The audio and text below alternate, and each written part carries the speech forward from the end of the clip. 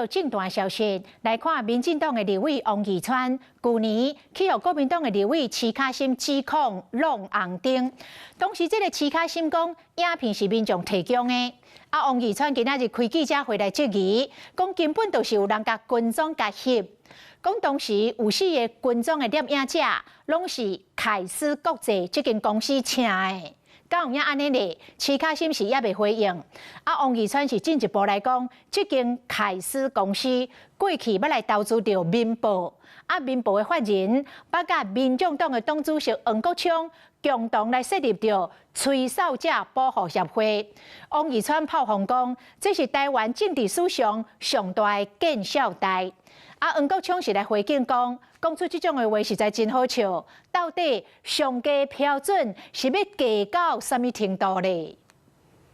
头前是红灯，不过白色的轿车煞继续向前开，到另外一个路口，红灯阁有几秒钟啊，轿车煞倒越着吹落，6分钟内连续违规2届。这是去年6月国民党立委齐卡心压了，冲红灯的驾驶就是民进党的立委王义川。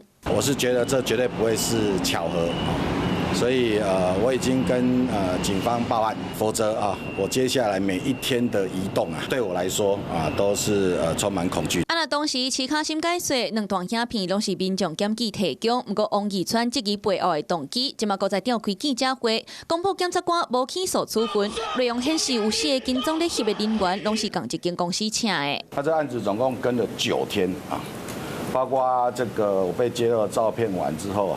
又再跟了2天。徐小新在揭露的时候说是民众投诉，相关的调查，这4位都自称是媒体，有媒体自己抓到了新闻，拍到了照片。 不报道。王义川进一步压料，凯斯国际负责人过去用法人代表出任纠正民调的董事长，当时凯斯嘛投资民报，由张正元出任法人代表。那张正元把甲黄国昌共同创立本皮亚人保护协会。王义川就嘛讲，这之间有明确的连结。如果这个案子跟徐小新跟黄国昌有关，跟踪证据，不管用什么方式，然后呢来取得这一个资讯。 我觉得这就是一个政治丑闻。由人称王羲之的人讲出这种话，大家不会觉得很可笑吗？民进党跟王羲之你们还要秀下限到什么程度？交通违规的案件牵涉到民调跟媒体，敢有涉及政治操作背后的动机，都需要查清。Hello， 我是林仙怡，想要抢先掌握最及时的新闻资讯吗？赶快订阅、按赞、开启小铃铛，锁定华视新闻 YouTube 频道。